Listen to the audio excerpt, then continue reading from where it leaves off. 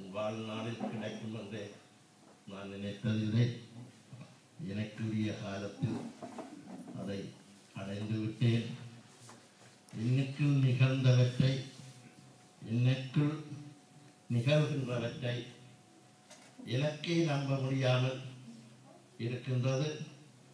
அதை எடுத்து உங்களுக்கு சொல்ல எனக்கே என் மனம் தயங்குகின்றது. இப்படி ஒரு வாழ்வான காலங்களை தேடாமல் 60 வருடங்கள் வீணாக கழித்து விட்டேனே என்று ஒரு கவலை. ஒரு புறம் 60 வருடங்கள் என்ன போல பாவியை தட்டி பதப்படுத்த நாள் தேவைப்பட்டதாக இருந்திருக்கலாம் போலும். இறைவா, தேவனே,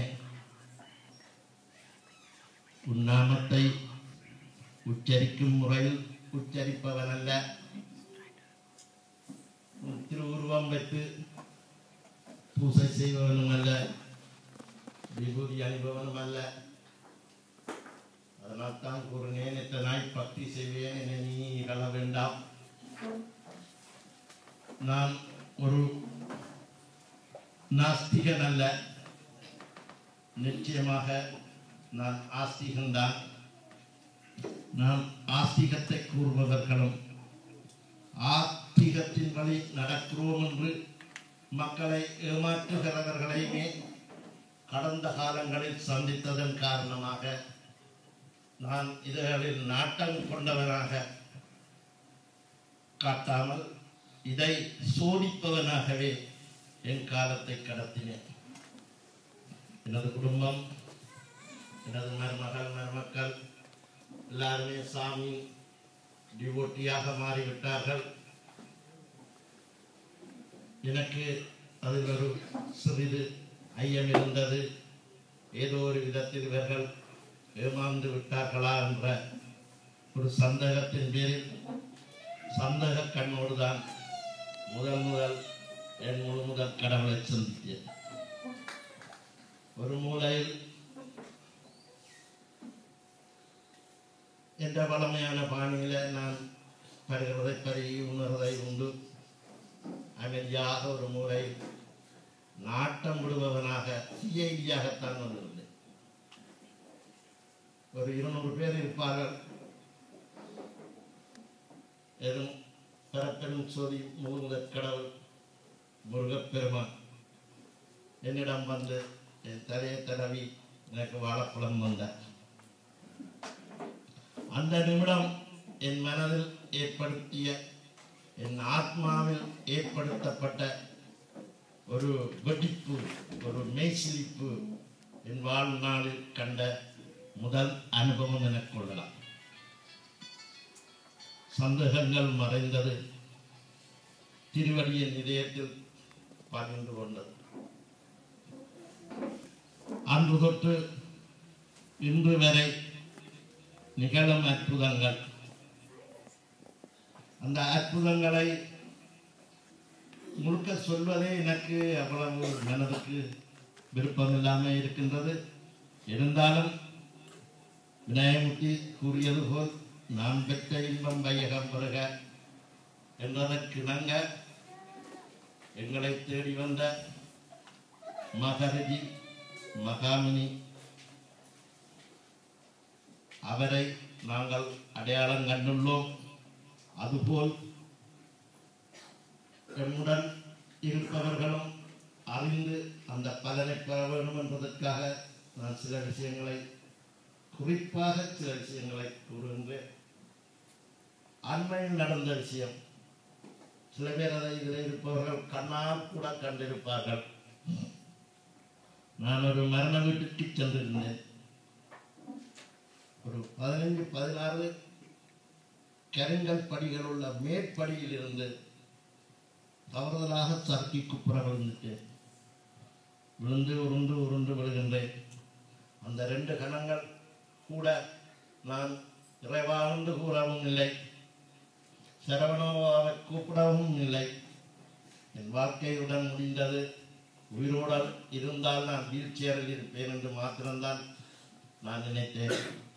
ஆனால் பக்குவமாக வந்து விமானம் படி இறங்கின போல் இறங்கினேன். இன்னைக்கு நான் பெரிய உருவம். என்னை தூக்க 2 நண்பர்கள் ஓடி வந்தார்கள். அவர்களிடம் கூறினேன், என்னை தொடாதீர்கள், ஏனென்றால் நான் முடிவு கட்டிவிட்டேன். எனக்கு 5-6 முறிவுகள் எல்லாம் இருக்கும், இவர்கள் தூக்கினா இன்னும் ஆபத்து கூடும் என்ற நினைப்பில் என்னை தூக்காதீர்கள் என்று விட்டேன். பிறகு சிறிது நேரம் நான் அப்படியே அமர்ந்து அந்த படுக்கையில் இருந்த போது எனது சுய உணர்வு நான் சரியாக இருக்கிறேன் என்ற பிறகு 2 நண்பர்கள் என்றே சொல்லிடலாம். இருவர்கள் என்னை தூக்கினார்கள். ஒருவரை எனக்கு என்றுமே தெரியாதவர், மற்றவரை சிறிது அறிந்திருக்கிறேன், ஆனால் பேர் தெரியாது. நான் அவர்களை கேட்டேன், என்ன உங்களை தெரியல, நீங்க எப்படி என்ன வந்து இவ்வளவு ஆதரவாக தூக்கினீர்கள் என்று சொல்ல, அவர் சொன்னார், நான் நெடுந்தி வச்சிருந்தனன், எனது பேர் குகதாசன். மற்றவரை கேட்டேன், அவர் சொன்னேன், உங்களுக்கு தெரியும் தானே, நான் தங்களிடம் மச்சான், நான் முருகதாசன்.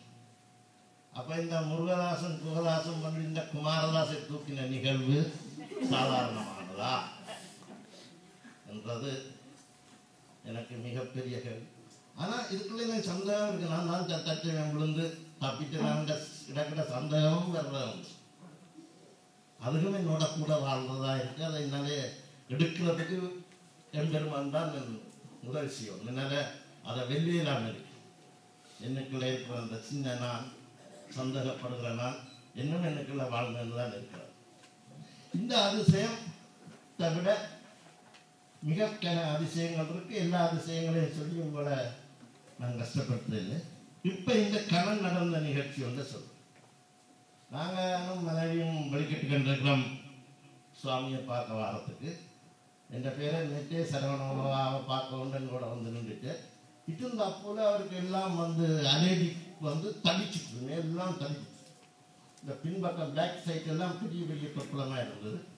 எனக்கு ஒன்றும் தெரியல. எங்களோட வீட்டில் சாமி விடவும் இல்லை, விபூதியும் இல்லை, விளக்கு வைக்கிறதும் இல்லை.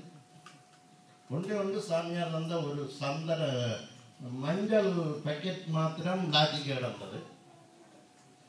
அதை மாத்திரம் எடுத்து சரவணவா இந்த பின்பக்கத்துக்கு இந்த பேர் வந்தா இருக்கிறேன், அந்த கல்லன் பார்த்துக்கிட்டு இருக்கலாம், இந்த மனைவி இந்த இருக்கலாம். நான் போய் சொல்ல ஒரு அரை மணத்தியாலத்துக்கு நான் கடைக்கு போயிட்டு திரும்பி வந்து பார்க்குறேன். அதில் ஒரு அடையாளங்களும் இல்லை. நான் நிச்சயமாக இப்ப நிகழ்ந்த நிகழ்ச்சியை சொல்றேன்.